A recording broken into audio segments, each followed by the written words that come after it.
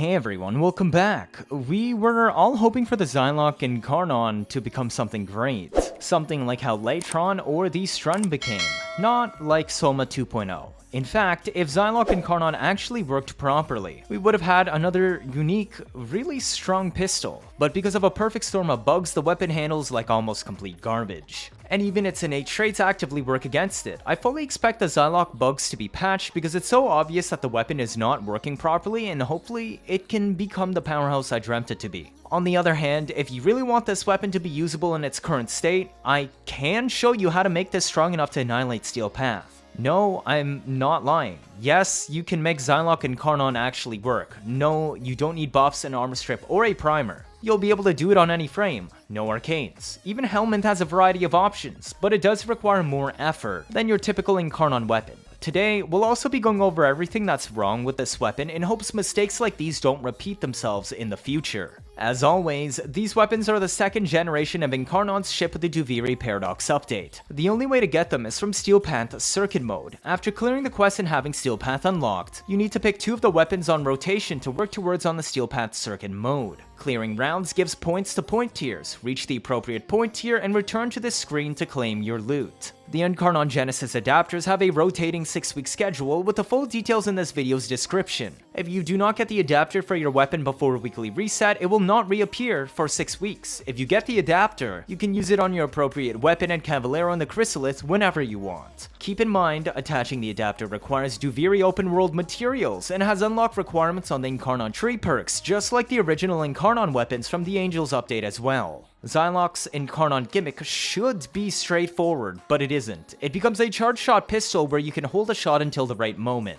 This shot fires instantly on release and is hit scan. At the point of contact, it also inflicts a hit scan AoE. Sound familiar? The Ambassador, Burst in Incarnon, and more recently shown the Batacore all do this. Ambassador and Burst in Incarnon by and large have functional hit scans AoE. Batacore on the other hand has one particular bug. Multishot is ignored on the Batacore alt-fire AoE, which the upcoming Nightwave augment will fix by completely removing the AoE and buffing the crap out of the direct hit, as well as giving it infinite body punch through. Anyways, Zylok has the same problem. The AoE of the Incarnon mode ignores Multishot. But not just that, it also uniquely has an AoE line of sight problem. No, it's not that walls block the hitbox. It's that literal enemy bodies in the line of fire block the hitbox. Even the enemy you shot directly will block the line of sight the AoE, meaning shooting the front of the head prevents anything to the side and behind them from being hit. It also has flaws in its line of sight check in general, frequently failing to hit adjacent enemies even when no other bodies are in the way. Basically, I have no idea how they managed to bork the AoE on this weapon that badly. This is somewhat similar to how Stynax's Final Stand used to have body block on the AoE and prevent enemies behind the enemies hit by the AoE from taking damage. But much, much worse. Oh, and before I forget, the Incarnon mode's direct hit does 400 damage, split between 66 puncture and 33% impact. The AoE has 600 base damages per heat with a 6 meter radius and 60% fall off. It is affected by Prime Fulmination, but due to the AoE of line of sight bugs, we really can't do much with the AoE as of now. Let's look at those Incarnon perks. The normal mode is rather annoying to use to kill, being a duplex trigger like Tigris but without pellets while looking like a Sybaris sawed off. It does absolutely hit very hard from a semi-auto precision pistol and is heavily slash based, so if you do need to kill something in a pinch and don't have Incarnon mode, yes it works. But at the same time, this is the reason why it fails. A duplex trigger smaller magazine semi-auto pistol just doesn't cut it in Steel Path. Thus, we relied entirely on the charge AoE of the Incarnon mode to work at a proper KPM or DPS. Headshots charge the meter, but it requires a fair bit of shots. Remember, Multishot doesn't work on the AoE, so trash clearing builds currently wouldn't use Multishot, but the one I'm going to use does to fix the charging Incarnon problem as well. Otherwise, this would significantly slow down the Incarnon meter charge rate. Granted, a single shot that I'm using will kill entire crowds and setups, so you don't have to recharge the bar as often. Alt-firing with a partial bar will grant partial Incarnon ammo up to 12 shots. Alt-firing while Incarnon mode will fully empty the bar. Perk 2. We always take Mauler's magazine. The base crit of Zylok in both modes is 2 times. Increasing the innate value by +2 times doubles your total damage output, no questions asked. While you need to reload from empty, the buff is given at the start of the reload animation and not at the end. This means you can dump a mag, reload, interrupt the reload with an ability cast, or roll or going to operator and you'll get a stack. So if you reload, interrupt, and reload properly, you just maxed out your 2 stacks. They stick around until you die. This increased damage by plus 76 is ignored by GunCO and similar perks, remember, as Zylok is hit scan in both modes, and GunCO is additive. Precision's payoff increases our innate damage by an extra plus 20 up to 3 times for plus 60. Not only does Zylok already have an innate 140 damage before perks, but with this barely giving anything at plus 60, but it's also ignored by GunCO, whereas the innate crit damage bonus from Muller's magazine isn't. Easy choice. Ironically, magazine cap on perk 3 isn't that bad of a choice since we currently don't use Multishot in typical build due to the AoE bug. But the build that I use does use Multishot, therefore this perk would be useless. Rapid Reinforcement grants plus 50% reload speed, which primarily affects the Incarnon transformation animation. Finally, Void's Guidance grants accuracy and less recoil kick. I never found the normal mode kicks that much, and then Incarnon mode only needs to shoot once or twice anyways to kill a crowd. So it's up to you to decide if you want to line up faster consecutive shots, a bigger magazine for spamming shots to build the meter, which I don't think is necessary, or faster reload on the small magazine and speeding up the transformation. Multishot counts as extra hits for building the meter, like I use, and you also get all magazine refunded whenever you exit Incarnon mode. Perk 4 is very simple. I don't even need to calculate it this time, as Fatal Affliction is never worth it since it works like GunCO. GunCO ignores the plus 76 innate damage buff from perk 2, making it weaker than intended. But just like GunCO, this perk also completely ignores the AoE of the Incarnon mode, which makes up 60% of this weapon's damage output anyways. Yes, some builds still use GunCO today, but that's because we want the status chance, not the base damage. And because this perk only gives more base damage, it's not worth it. It's the only 4th perk that is bugged to have bad scaling. It gives only plus 26% base damage on normal mode per status effects, and only 33.6% base damage per status on the direct hit of the Incarnon mode overall. If you include the AoE, it's really only giving 13.4% base damage per status. Garbage. But if you're going raw damage DPS, such as Corrosive, then status effects are irrelevant. You would take Commodore's Fortune for plus 32% crit chance. If you're going status DPS such as the natural slash weight normal mode has, or gas DPS or heat inherent DPS, you'll take Survivor's Edge because it adds a massive amount of status chance as well, which directly translated to more DPS via dot scaling. This keeps things very easy.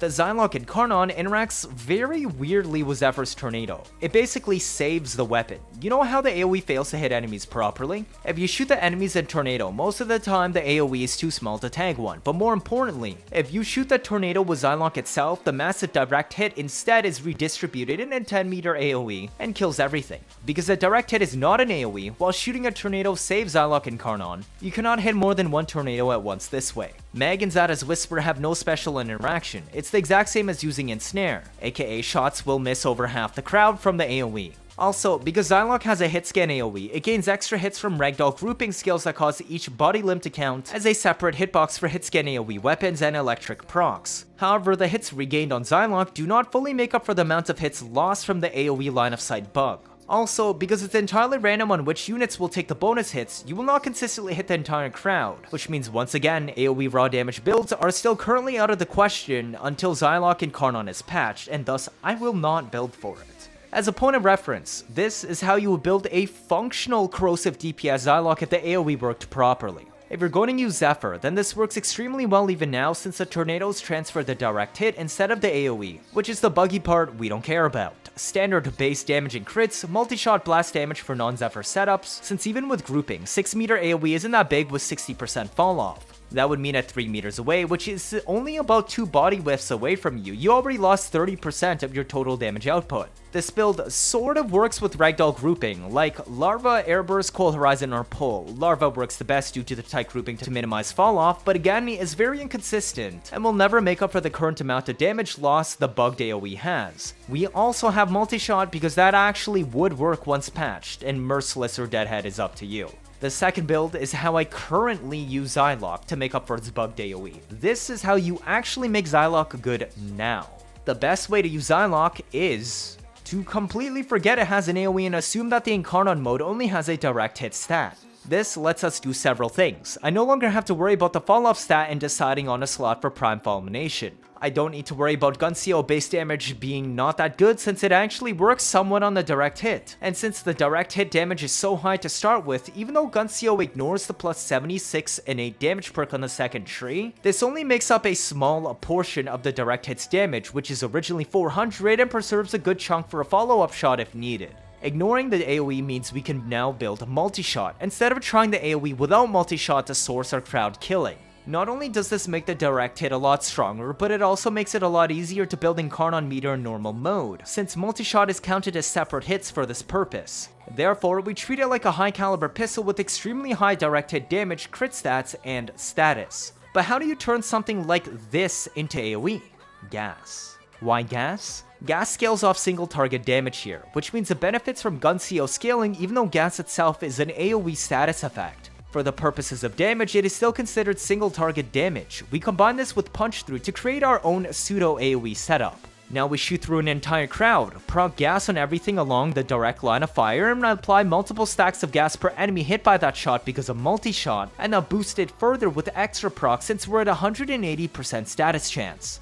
Don't believe me? Here's a completely isolated simulacrum test. Heavy gunners in Sim are tankier than trash fodder in Steel Path, but weaker than actual heavy units in Steel Path. Therefore, because gas clouds linger after death and can kill them near instantly in 2 shots without buffs or primers, this is a very good indicator of it killing in Steel Path, and I'm not lying or hiding anything behind smoke and mirrors. That's literally it. Make your own AoE at home gas Zylok to fix the current problems. But there is one other thing Zylok can do well also. It's a deceptively good Demolyst killer. I actually had to nerf my Multishot in this clip to show the burn.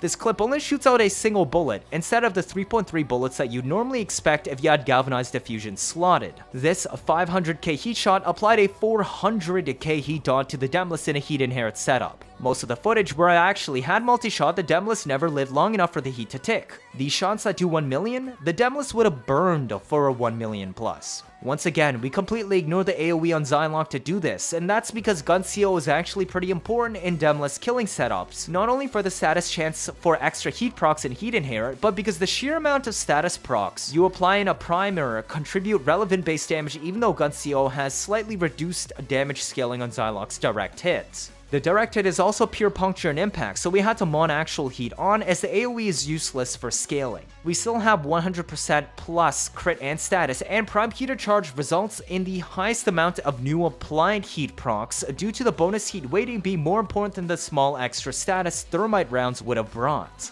Lethal torrent for slightly faster charge time and extra bit of Multishot.